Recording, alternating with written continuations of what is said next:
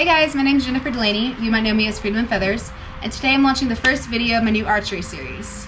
So since I've had so many questions come in from folks all over the world about how to get into archery, how do I learn how to shoot, what gear do I need, how can I aim better, I thought it might be time to make longer videos and kind of address those questions as well as give my general tips and recommendations along the way. I will try not to make these super long, as I know it's no one's favorite thing to go and watch a 20-minute tutorial video on YouTube, so I'll try to keep them reasonably short.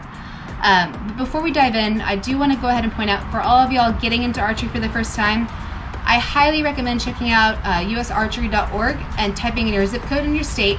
It will show you a list of clubs and affiliations near you. And especially because we all love shooting, we all love having fun, it's critical to make sure you're doing it safely. And these clubs have the resources to teach you how to properly use your equipment and take care of your equipment. For those of y'all who are not near any classes or any clubs of the sort, YouTube is also a great resource. I personally learned off YouTube. I kept journals, so I would watch YouTube videos and literally, like, while out and about, just be writing them down, thinking of ways to get better or things I noticed that were not working for me. So if you have to go to the YouTube route, just be very careful, ensure you're being safe, and make sure you're following the guidelines wherever you are shooting. So with that, let's dive into the types of bows. Specifically, types of bows you can use while shooting hunting or target shooting. Hunting or target shooting, I should say. So this bow, this is a recurve bow, and many of y'all might recognize it as I use it in a lot of my videos. You can tell a recurve bow from a longbow due to the pre-curved limbs, pre-stressed it's also called, that allows a recurve bow to store more power than a longbow. This specific one is a Bear Grizzly. It is a 40-pound draw, and it is a one-piece, which means that even when I unstring this bow, there is no way to make it smaller, no way to break it into pieces. It's going to remain as is. It's 58 inches from tip to tip, which makes it a great bow for hunting in addition to target shooting. When you are first starting off into archery, I do recommend going with a lower weight bow, just so you can build the correct skills and techniques muscle memory wise. It's a bit harder to constantly be drawing when you're drawing for the first time a 40-pound bow versus like a 25-pound bow. The Samix H is an excellent option for beginners. This is a 35-pound recurve takedown.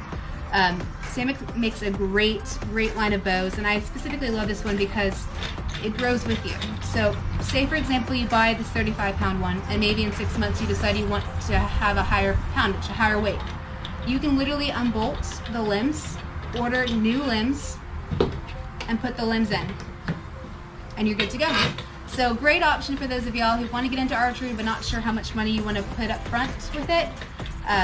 Tip to tip, the bow is 62 inches in length, so really great for both girls and guys shooting, and diversity of weight options. So, and then this bow, this is actually, brought it up just kind of for fun.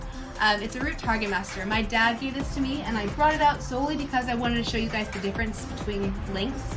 Some people might classify this as a longbow, but it's not. You can tell due to the pre-curved limbs, again pre-stressed.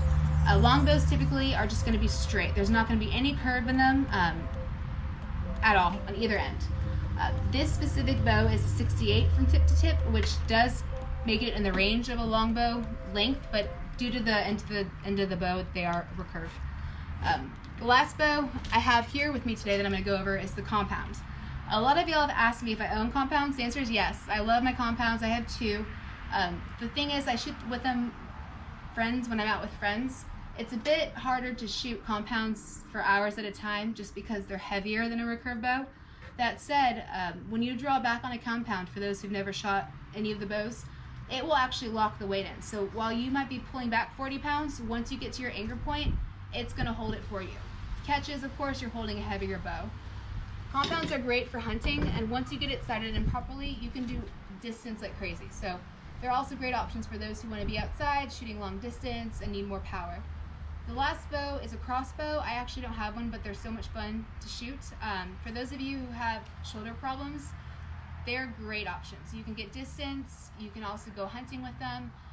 One thing to keep in mind is if you do get one, check with your local ranges. I don't know a lot of ranges that do let you practice with crossbows at their facilities, but there's definitely some out there. So I hope this helped everyone. I'm not going to dive too much into arrows or fitting arrows and strings to these bows today. That will be in another video. But I hope this helped. Please subscribe and let me know if you guys have